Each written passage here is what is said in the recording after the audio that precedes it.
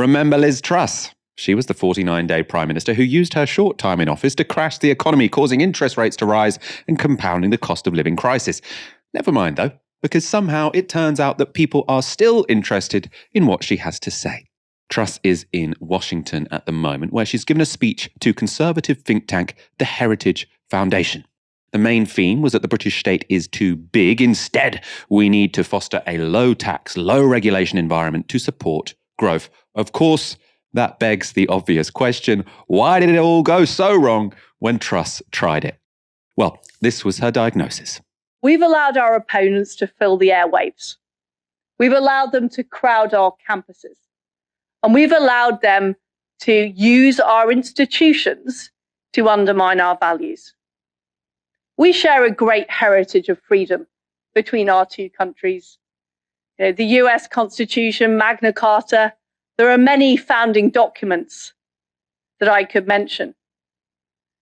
But that freedom is being undermined.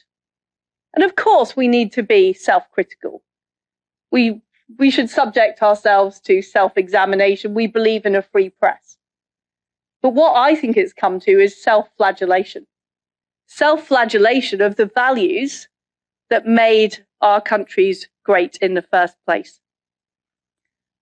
Identity politics, which is basically the idea that what group you're in is more important than the person you are. Critical race theory, which says it's more important how you appear on the surface than what your talents and attributes are. Or the whole debate about what is a woman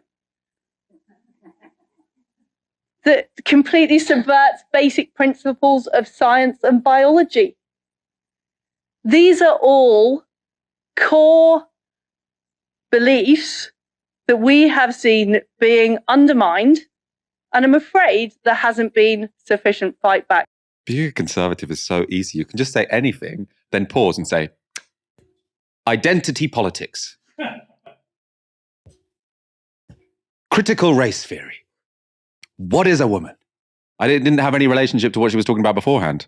Dahlia, were you convinced by that speech? Why did her government crash and burn? What is a woman?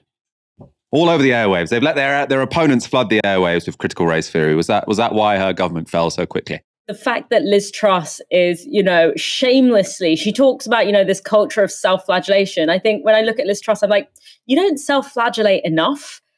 Because she truly is. The fact that she's still not only out and about, but out and about being asked her and paid to give her opinion on governance is honestly a testament that when you're in a certain class, you can literally just endlessly fail upwards. If I turned up to work and tanked the entirety of Novara's finances with a series of decisions that everyone told me not to make, I probably wouldn't then get a gig as like a media consultant or go walking around and telling everyone how to run a business. I would probably lose my job and have to never be part of the sector again, as would be probably correct. But I really do also think that Liz Truss blaming the wokerati for why she crashed the economy is completely laughable. Blaming the wokerati for the fact that the IMF, which is literally the regulating institution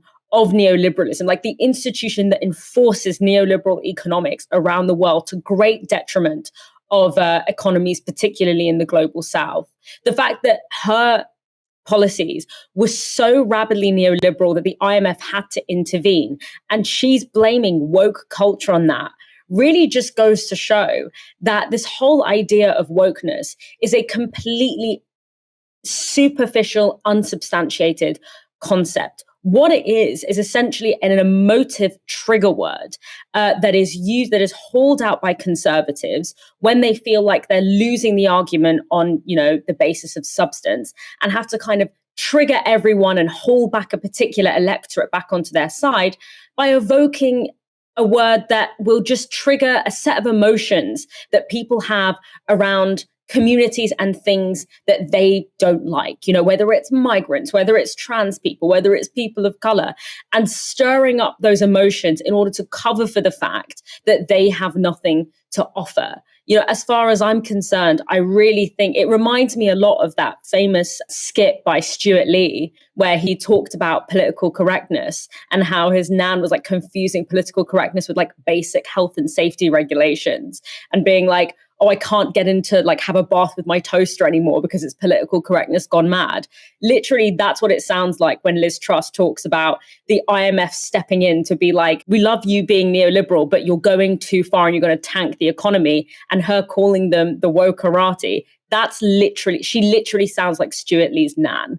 And the fact that she's being paid for that is honestly like an indictment on so many things I can barely even begin to name them.